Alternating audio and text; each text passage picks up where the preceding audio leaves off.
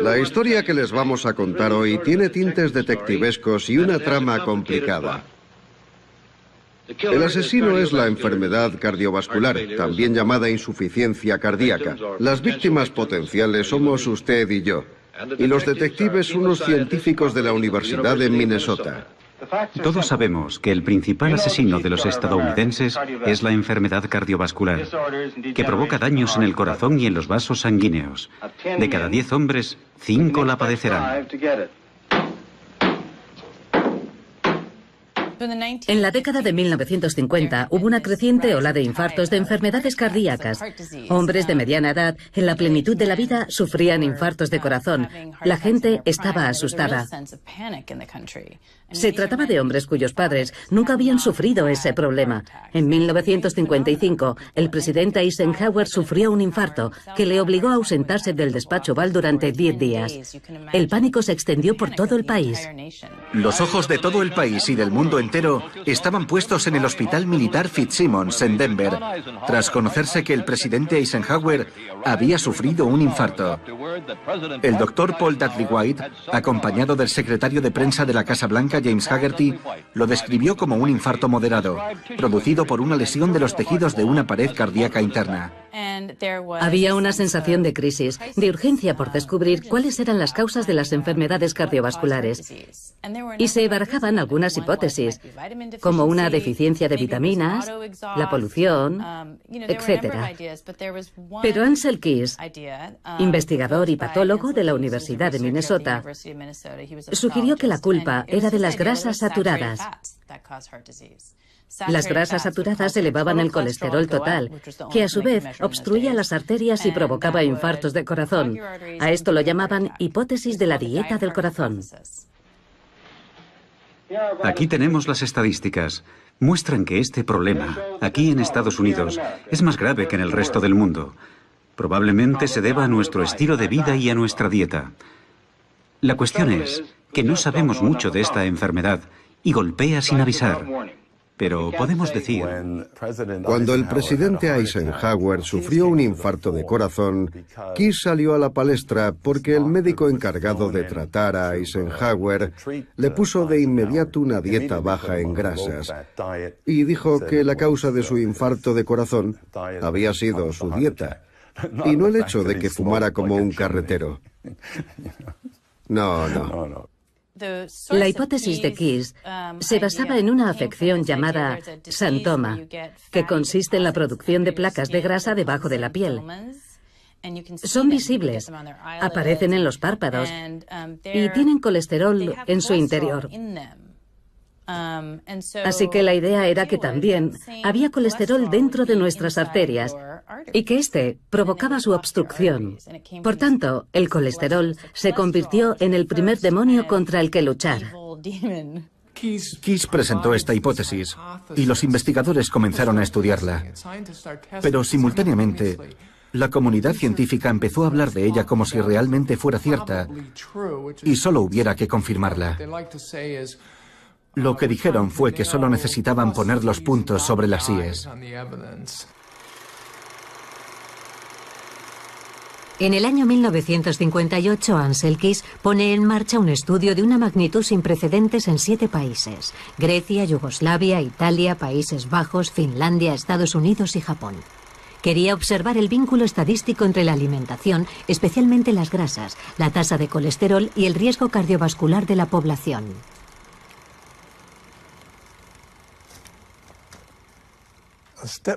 Aquí estábamos en un pueblo del centro de Serbia, donde los hombres nunca habían montado en bicicleta, así que tuvimos que utilizar unos escalones para hacer la prueba de fuerza. En esta vemos cómo preparan la dieta que habíamos escogido. Y esta es Margaret Keys, que instaló un laboratorio de análisis del colesterol. Examinamos a unos 14.000 hombres en 14 regiones de 7 países. Hubo gente que nos llamó de Finlandia para decirnos que tenían la tasa más alta de infartos de corazón del mundo. Y también nos llamaron de Japón. Así fue como se escogió la lista de países. Una vez elegidas las variables a estudiar, Todo depende de la cooperación sobre el terreno y de la disposición de las comunidades.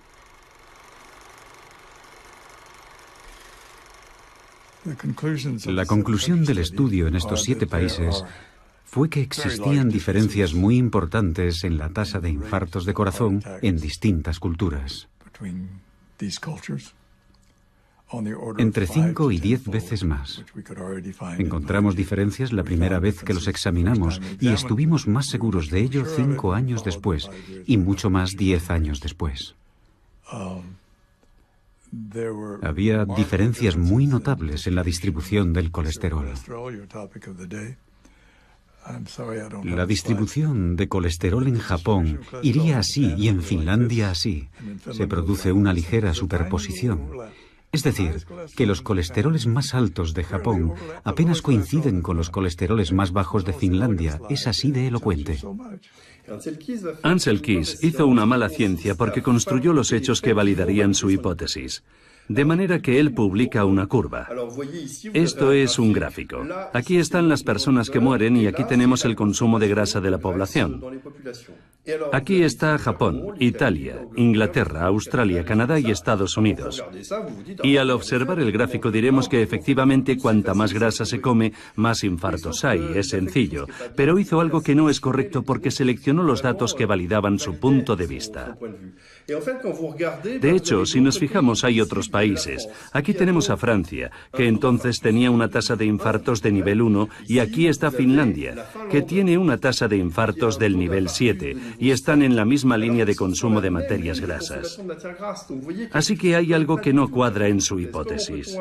¿Cómo puede variar una tasa de infartos de 1 a 7 con el mismo consumo de materias grasas? Esto no confirma el vínculo directo entre el consumo de materia grasa y la tasa de infartos. Era necesario que fuera refutado y lo fue.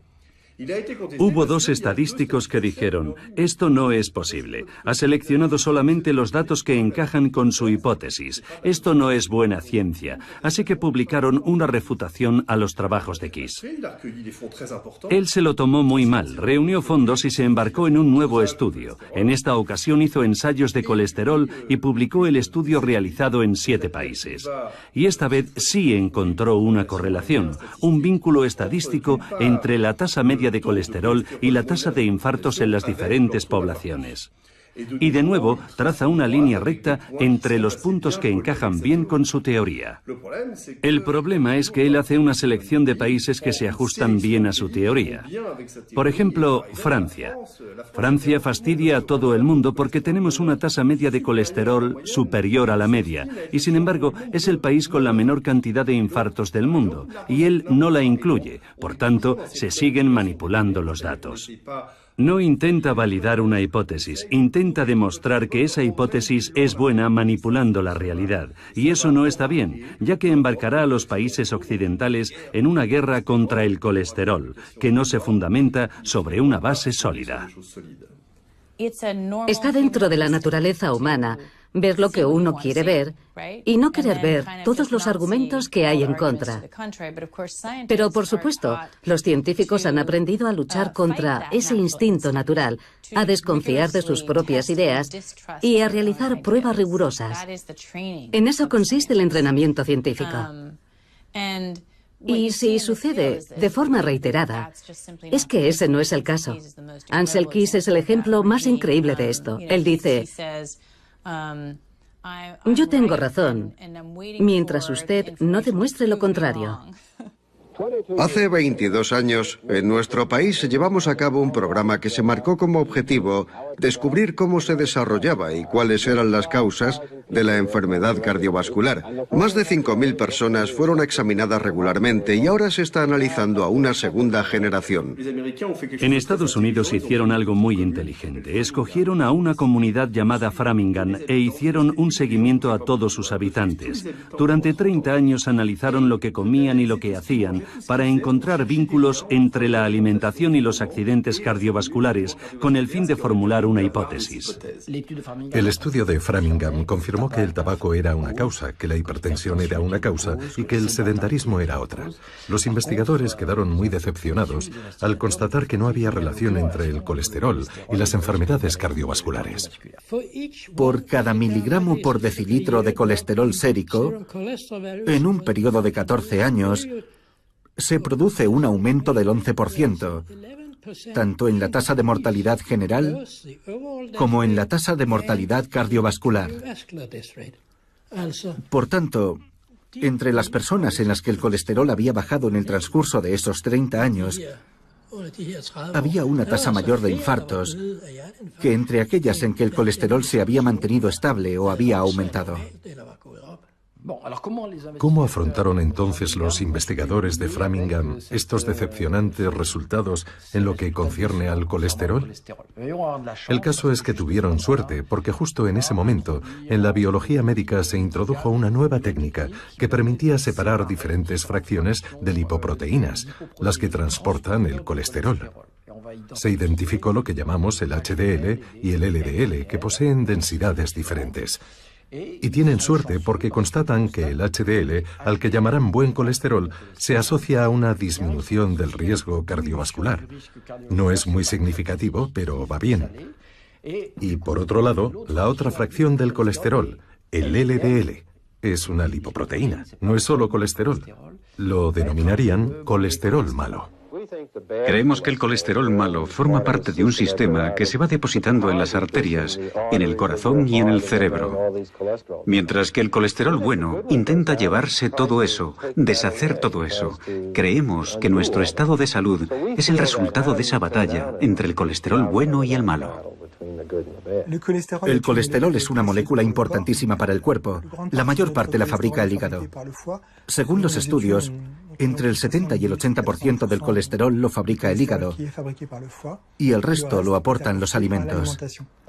Vamos a partir del hígado. El hígado produce el primer tipo de colesterol, que denominamos colesterol LDL. En realidad, el LDL es una lipoproteína, que es un conjunto de grasas y proteínas. Yo a esto lo llamo pequeño submarino, así que voy a dibujar un pequeño submarino. Así. Tenemos moléculas de colesterol en el exterior y también en el interior, que llamamos el cargamento. Y en el interior vamos a encontrar vitaminas y grasas. Las grasas forman los triglicéridos. Y luego tenemos las vitaminas, que son A, D, E, K, también con colesterol. Este pequeño submarino va a desplazarse a los órganos y se pegará a una célula. La célula emitirá una señal para indicar que tiene necesidad de que le den triglicéridos, colesterol y vitaminas liposolubles. A veces la célula tendrá demasiado colesterol, así que hará lo mismo. Indicará que tiene necesidad de deshacerse del exceso de colesterol y de componentes que están un poco dañados. Y entonces tendremos otro tipo de lipoproteína, que esta vez llamaremos HDL. Es el mismo tipo de submarino que se pegará a la célula y llevará al hígado, aquí voy a escribir hígado, llevará al hígado todos los componentes que la célula no necesita, porque están dañados o los tiene en exceso. Por eso atribuimos al HDL una función, entre comillas, de basurero, porque se llevará todo lo que la célula ya no necesita. Por tanto, se tiende a pensar que el HDL cumple una función limpiadora, mientras que lo que hace el LDL es ensuciar, porque proporciona cosas. Para mostrar hasta qué punto esta historia del buen colesterol y del mal colesterol es absurda, vamos a imaginar que esto es el hospital. Aquí ha ocurrido un accidente y la ambulancia que se dirige hacia el accidente vamos a decir que es mala, mientras que la que regresa al hospital diremos que es buena. Promis presenta a Tom y Jerry en Problemas con la mantequilla.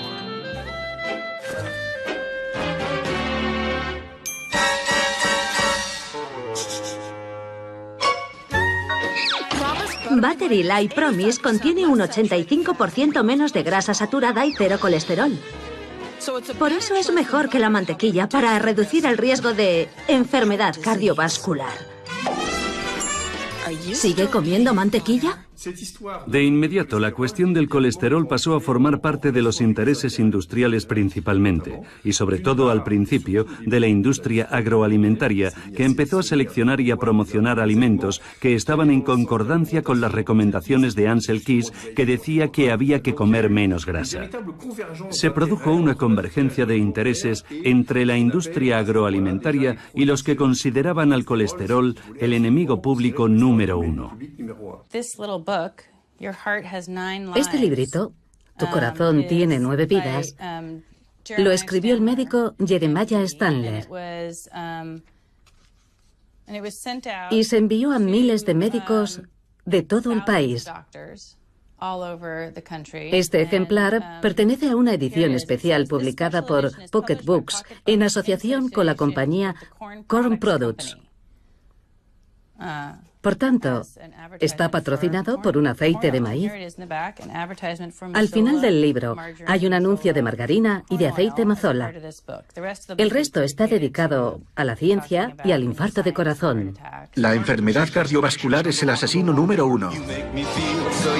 60 millones de estadounidenses tienen niveles altos de colesterol.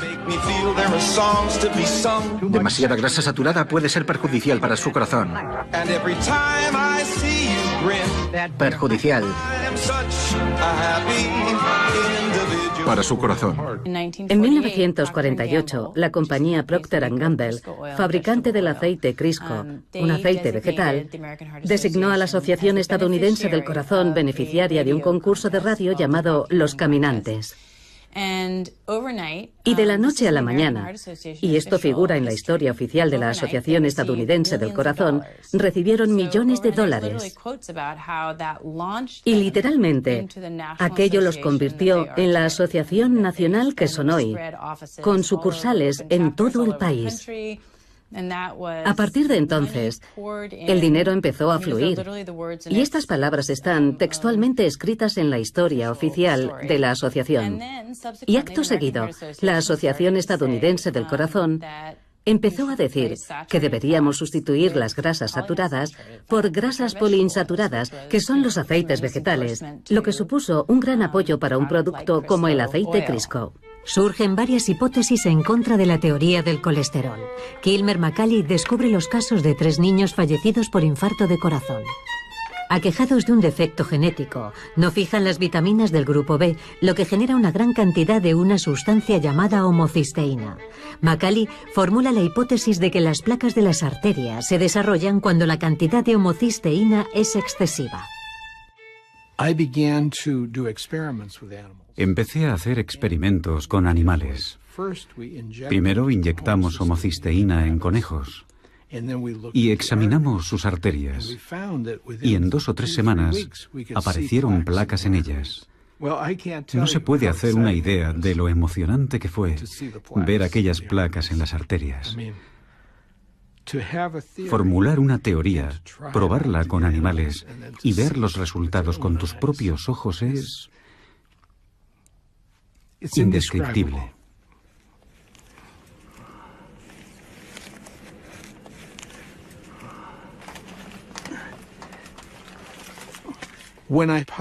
Cuando en 1969 publiqué mi primer artículo sobre estos niños y su enfermedad, para mi sorpresa, recibí más de 400 peticiones para reproducir mi artículo.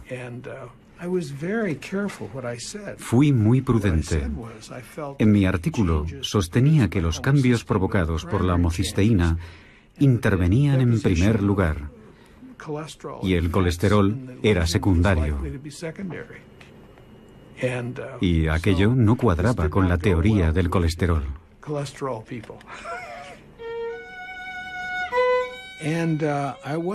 Yo no estaba preparado para lo que sucedió después. Lo primero que pasó fue que me trasladaron al sótano, con las arañas y las cucarachas, al sótano de un edificio construido en 1811. Así que allí estaba, en un incómodo laboratorio sin ventanas a la calle. Mis colegas vieron las pésimas condiciones y se marcharon. Así que me quedé allí solo, con un técnico. Y me dijeron, tienes que buscar financiación, no podemos pagarte tu salario, tienes que marcharte. Recuerdo que el director de Relaciones Públicas del Hospital de Massachusetts me llamó y me dijo que cerrara el pico y que en el futuro no quería volver a oír mi nombre asociado al hospital o a Harvard. Entonces le dije a mi mujer que si algo fallaba en mi teoría, si era absurda y no tenía ninguna consistencia, nadie le habría prestado atención. Si a la gente le importaba, era porque representaba una amenaza para alguien, o había algunos factores que yo desconocía, que estaban provocando la intimidación a la que me estaban sometiendo.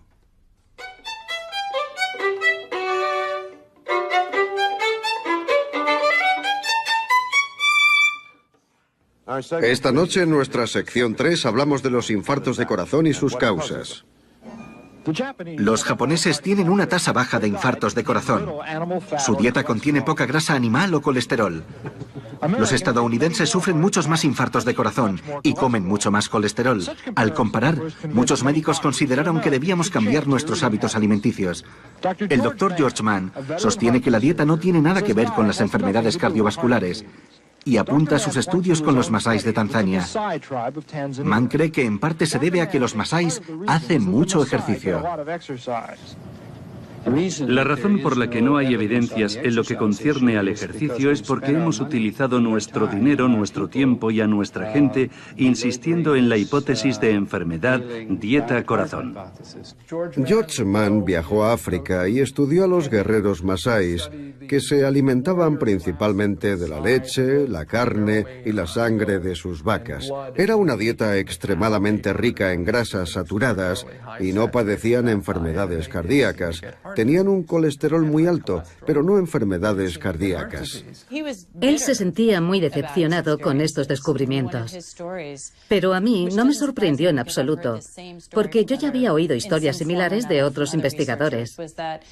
Un día, cuando se encontraba en los Institutos Nacionales de la Salud, donde ocupaba un prestigioso puesto como investigador, una secretaria le abordó en un pasillo y le dijo: «Dr. Mann, si continúa oponiéndose a Ansel Keys, perderá su beca de investigación».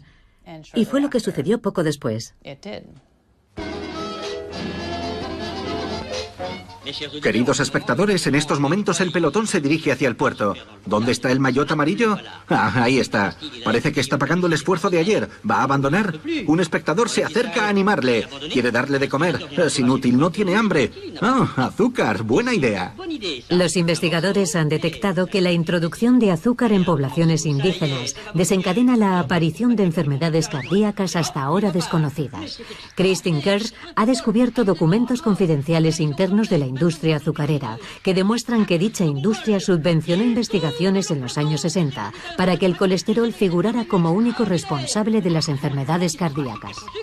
John Yadkin era un fisiólogo británico que se preocupó por la relación que había entre el consumo de azúcar y las enfermedades cardíacas.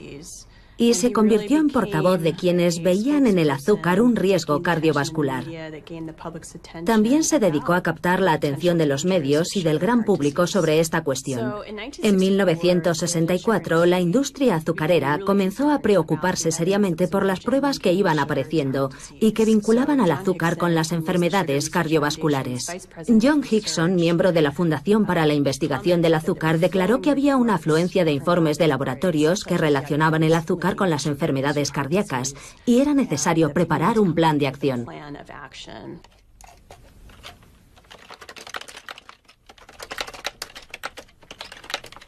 En 1965, una serie de artículos que se publicaron en los Anales de Medicina Interna fueron recogidos por el New York Herald Tribune, importante competidor del New York Times en la época.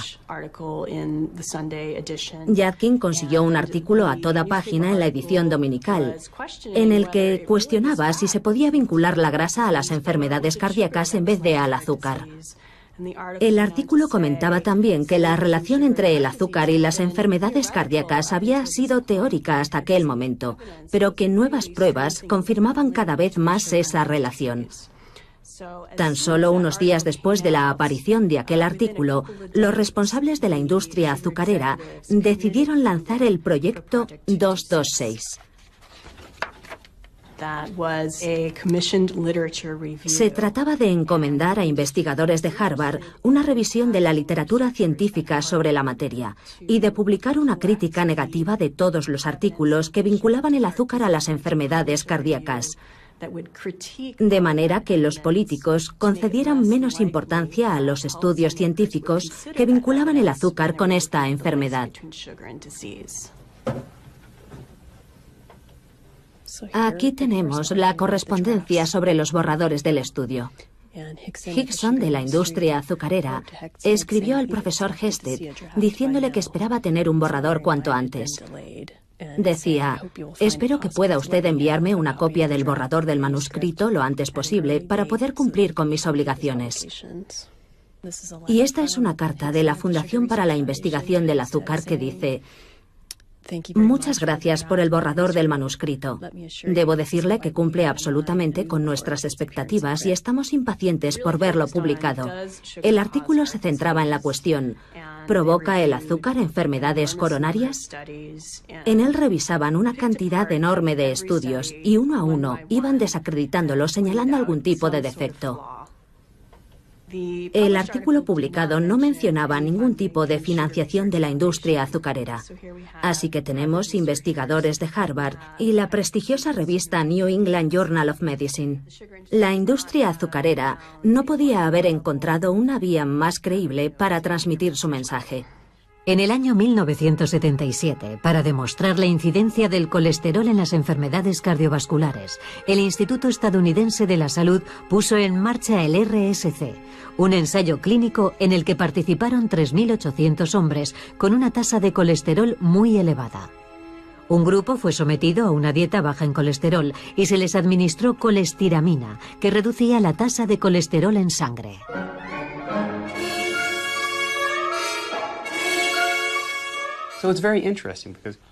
Es muy interesante. Se partía de una franja de edad formada por hombres de mediana edad.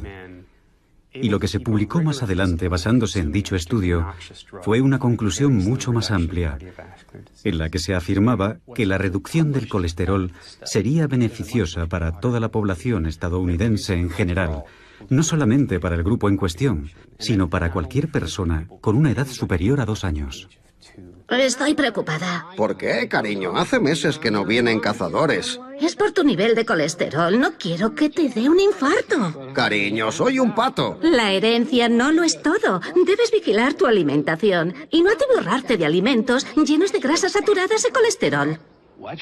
Vigila lo que comes como si tu vida dependiera de ello, porque es así. Programa Nacional de Educación sobre el Colesterol. Por un lado, tendría que haber una mayor detección del colesterol en las clínicas. Y por otro lado, se debería sensibilizar a la población estadounidense sobre la importancia de conocer sus niveles de colesterol. Un equipo de investigadores de Lyon ha descubierto que los habitantes de la costa mediterránea son menos propensos a sufrir infartos y se debe a su dieta a base de aceite de oliva y fibras.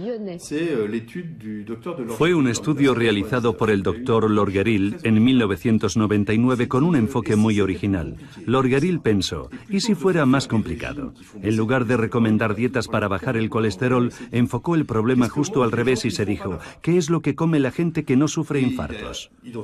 E identificó el litoral mediterráneo como el lugar donde la incidencia de infartos era menor.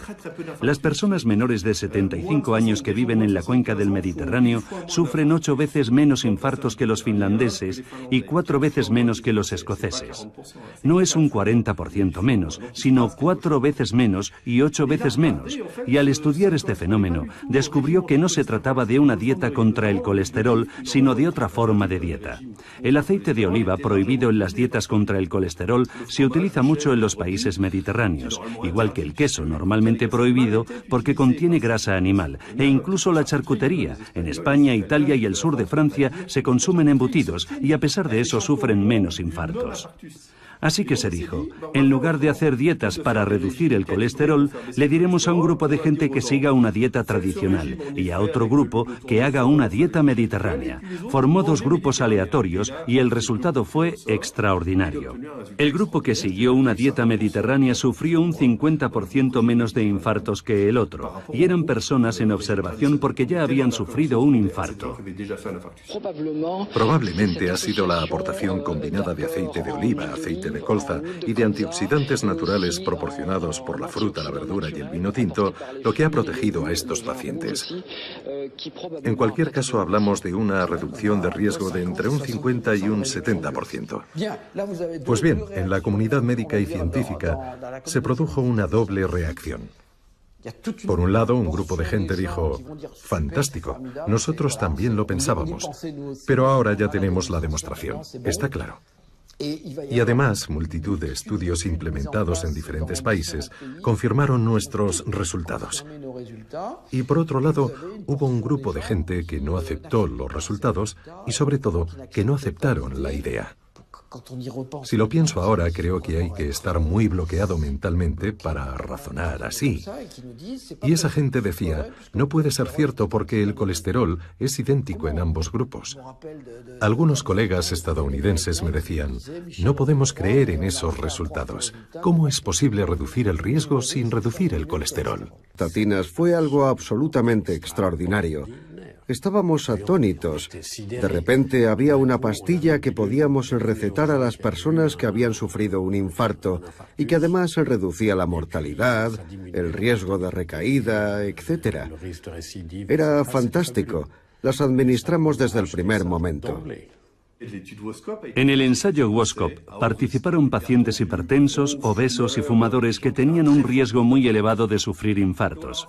Se les administró un fármaco llamado pravastatina, divididos en 2 grupos aleatorios. El primero tomaba pravastatina y el segundo un placebo.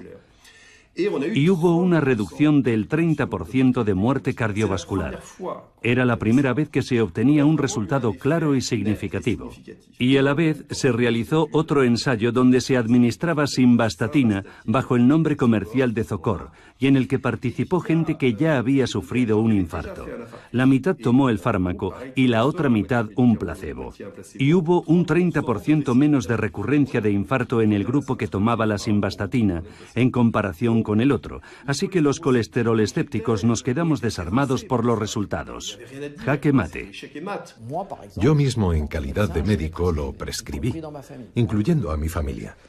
Intelectualmente no fui capaz de poner en duda unos ensayos clínicos publicados en las principales revistas médicas internacionales. Me parecía inconcebible que los investigadores pudieran hacer trampas o equivocarse hasta el punto de engañar a toda la comunidad médica. Es lo que se llama revisión por pares. En principio, si se publica en una gran revista médica, ha sido comprobado por personas competentes, de modo que estamos obligados a creerlo. El 85% de los ensayos clínicos y hasta el 97% de los ensayos más importantes están patrocinados por laboratorios privados. Ahora bien, hemos calculado que hay 5 veces más posibilidades de encontrar un efecto positivo en un medicamento cuando el ensayo está financiado por un laboratorio privado, en comparación con un ensayo del mismo medicamento financiado por un instituto público. Es un aumento bastante considerable de las posibilidades. Tendemos a considerar que los estudios científicos son objetivos, pero cuando nos fijamos en cómo se estructura el sistema, nos damos cuenta de que las compañías privadas patrocinan los ensayos clínicos para promover la venta de sus fármacos. Y esas compañías son propietarias de toda la información científica. Igual que la receta de la Coca-Cola pertenece a la compañía Coca-Cola. Así que a pesar de las dudas sobre algunos ensayos que no llegaban a reproducir los resultados iniciales, el hecho de que el medicamento fuera tan eficaz tanto en personas que no tenían colesterol como en las que sí lo tenían, hizo que casi nadie se atreviera a oponerse o a plantearse serias dudas. El mercado de las estatinas ascendía a miles de millones de dólares, así que cualquiera que osase plantear alguna duda sobre ellas en un congreso médico tenía pocas posibilidades de ser invitado de nuevo. Era casi suicida criticar las estatinas y además tampoco había suficientes elementos científicos porque unos años antes se habían obtenido unos fantásticos resultados y nos enfrentábamos a un problema global. Se recetaban a todo el mundo, desde la chica que tomaba la píldora, que aumenta el colesterol, hasta la anciana con el colesterol un poco alto. Así que había barra libre de estatinas, para deleite de las sociedades científicas que tenían acuerdos con los laboratorios, para los médicos que pensaban que cumplían con su deber recetando eso a sus pacientes, y para los pacientes que las pedían porque les preocupaba su tasa de colesterol. Todo el mundo pedía que se incluyera el colesterol en sus análisis. No era fácil cuestionar la utilidad del medicamento. En 2004 estalla el escándalo alrededor de un fármaco antiinflamatorio llamado Vioxx, responsable de 30.000 muertes en Estados Unidos. La justicia dictaminó que el laboratorio conocía los efectos potencialmente mortales de su fármaco y lo ocultó deliberadamente. En plena década de 2000, nos dimos cuenta de que la industria farmacéutica y los investigadores que trabajan para ella nos mentían. Fue una sorpresa terrible. Sí, podían exagerar los efectos beneficiosos de los medicamentos y ocultar los tóxicos. Teníamos algunas dudas, pero entonces supimos que debíamos revisar los antiguos estudios. El segundo fenómeno que tuvo lugar es que las autoridades sanitarias impusieron nuevas regulaciones para los ensayos clínicos. Y la nueva regulación concernía a todos los estudios con estatinas publicados después del escándalo con el Vioxx, es decir, a partir de 2005, 2006 y hasta el momento actual. Entonces, nos dimos cuenta de que había problemas en los ensayos realizados antes de 2005-2006. Por un lado, fuimos conscientes de que nos podían engañar, y por otro lado, a partir de ese momento, todos los ensayos clínicos con estatinas dieron resultados negativos, es decir, no mostraban beneficios. Ni las dudas sobre los primeros estudios sobre las estatinas, ni la imposibilidad de reproducir los resultados positivos son capaces de frenar la obsesión por el colesterol. El dogma se impone. Cuanto menor sea la tasa de colesterol, mejor. Cuando me establecí como cardiólogo en 1985, la tasa normal estaba alrededor de 3 gramos por litro. Y desde entonces ha ido bajando paulatinamente. Ahora está por debajo de 2, situación que lógicamente hace que cada vez haya más personas que entran dentro de la horquilla de lo que llamamos colesterol alto. Luego se introdujo un segundo elemento, que era la necesidad de tratar a personas en grupos de alto riesgo. Ahora nos dicen que es posible que tengamos que reducir aún más el colesterol malo. Si su médico le dice que debería reducirlo, con Crestor y una dieta saludable puede bajar la tasa de colesterol malo hasta un 52%. En el año 2001, en la última revisión sobre las recomendaciones del colesterol en Estados Unidos, elaborada por un grupo de expertos, hemos sabido que 9 de los 14 expertos tenían vínculos financieros con la industria farmacéutica. Es un dato muy importante, porque en 2001 Casi se triplicó el número de estadounidenses a los que se recomendaba tomar estatinas. El número pasó de 13 a 36 millones, y la mayor parte de estos 23 millones que debían tomar estatina no padecían ninguna enfermedad cardiovascular. Se da una extraña paradoja. Me gustaría detenerme un momento a analizar los términos normal y patológico que solemos utilizar. Cuando algo es patológico, hay claramente una enfermedad. Es fácil cuando se trata de una patología como el cólera o la tuberculosis con sus lesiones características. Pero es más complicado cuando se trata de placas de grasa en el interior de los vasos sanguíneos de casi todas las personas mayores de 40 años. Algo importante que debemos saber de la arteriosclerosis, es decir, de las lesiones que se forman en las arterias, es que de hecho se trata de placas.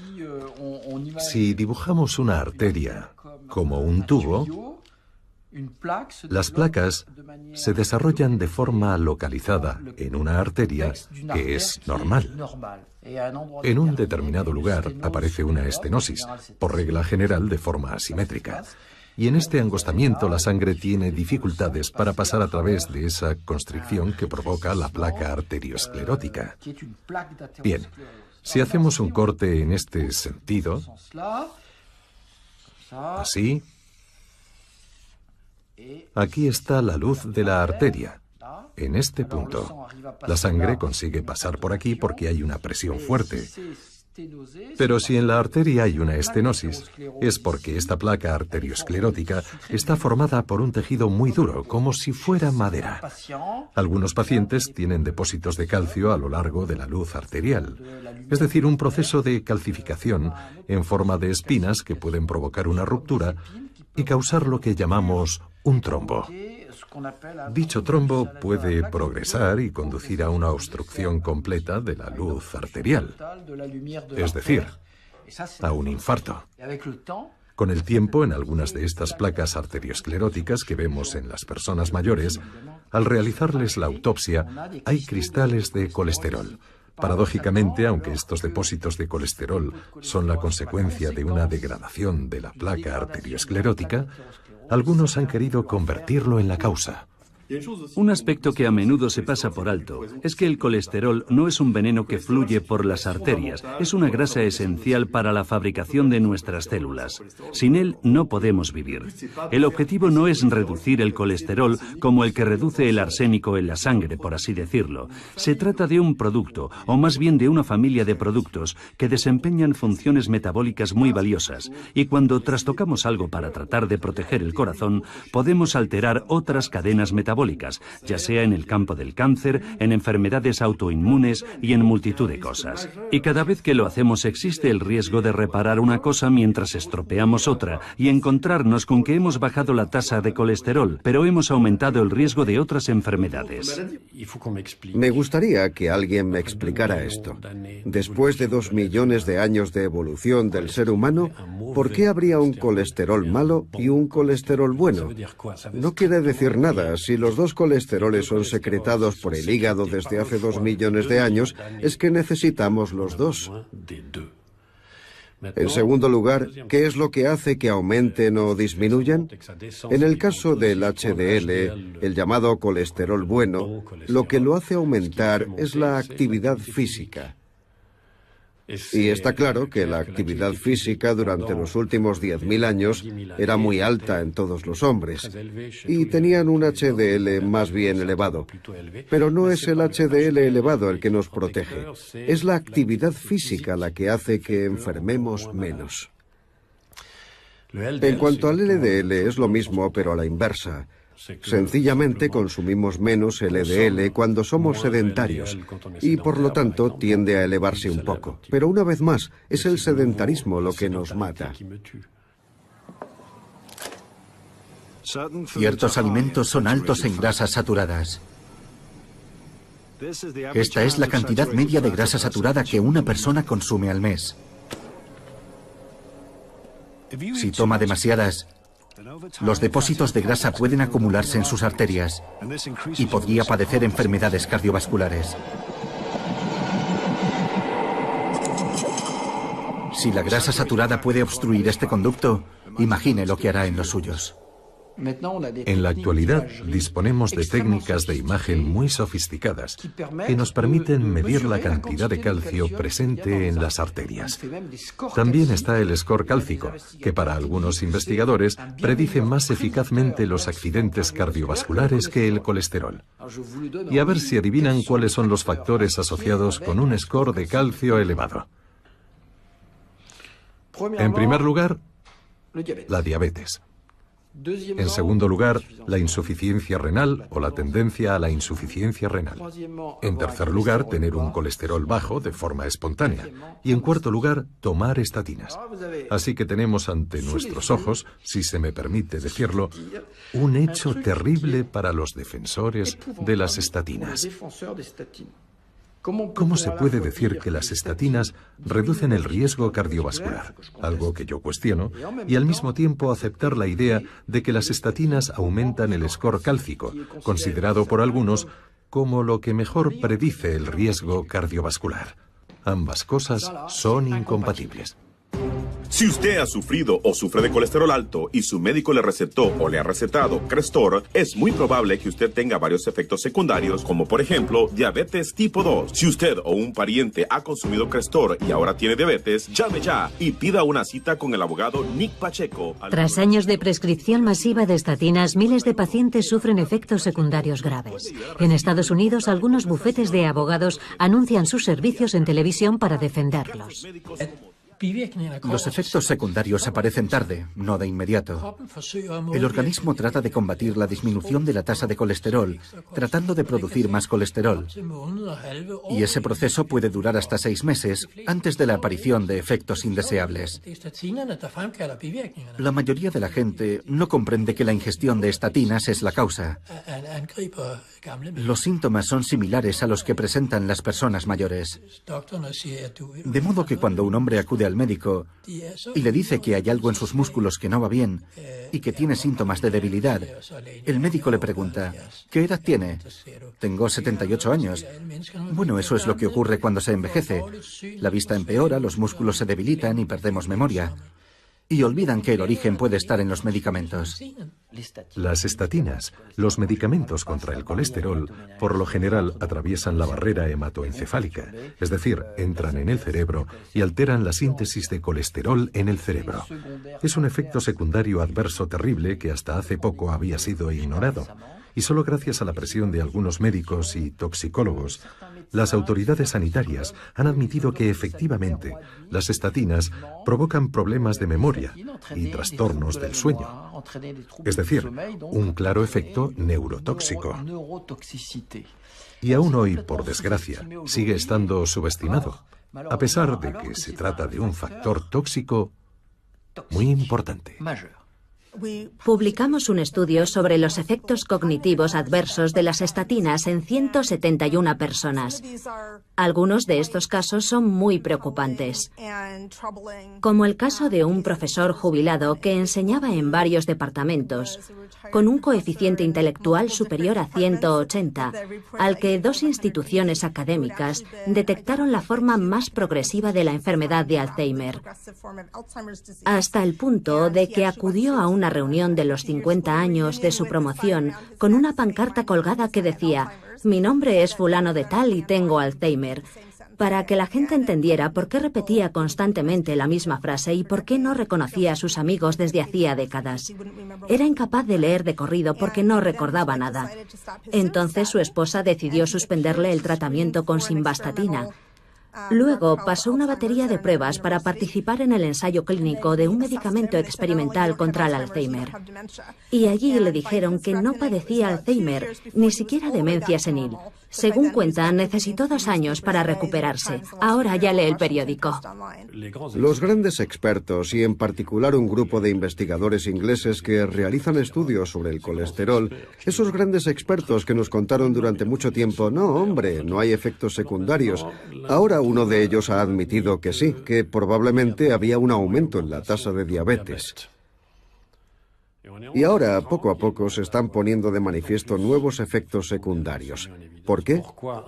1, porque antes no se tenían en cuenta. Y 2, porque la gente lleva ya 10 o 15 años tomando el medicamento y los efectos están ahí.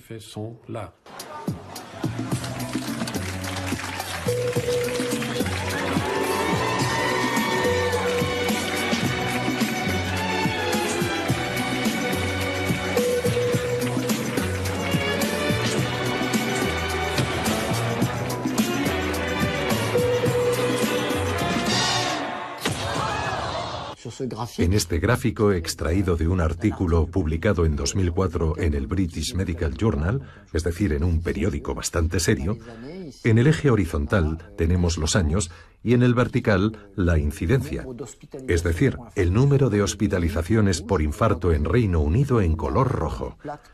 Vemos que la curva es plana en lo que respecta al infarto. Por el contrario, hay literalmente una explosión en la prescripción de estatinas.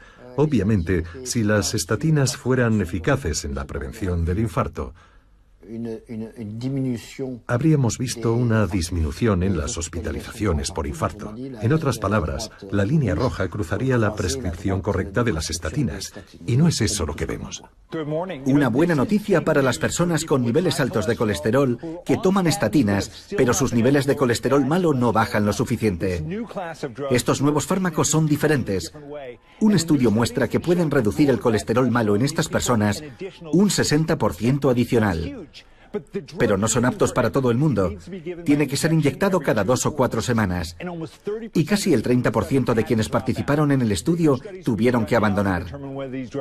Ahora se realizan estudios más amplios para determinar si reducen verdaderamente el riesgo de infarto y accidente cerebrovascular, y si son seguros.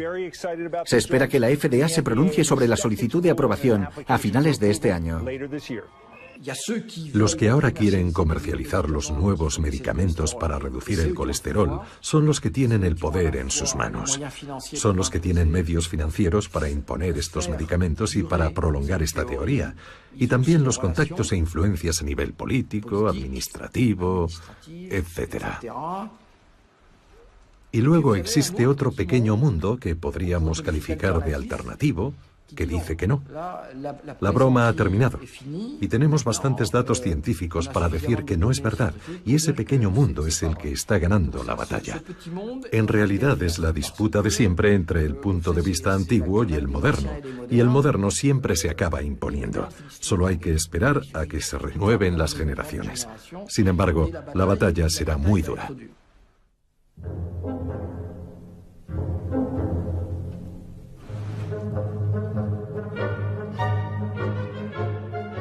¿Conoce su tasa? ¿Qué tasa? De colesterol. Sí, me hice los análisis para un programa. Sale en mi página web. No tengo ni idea. Soy miembro de una familia afectada de hipercolesterolemia. Mi tasa está entre 7 y 8. Me trae sin cuidado. No sé la que tengo ahora. Mi tasa está en 189. Me gustaría que fuera más alta. Sí, la conozco, porque mis pacientes me lo preguntan. La verdad es que no. No conozco mi tasa de colesterol. Un día de estos. Debería, pero no la conozco. No. ¿Por qué debería saberla? No creo que la tenga mal. No lo sé. Me he olvidado de ella por diversas razones. La he rechazado.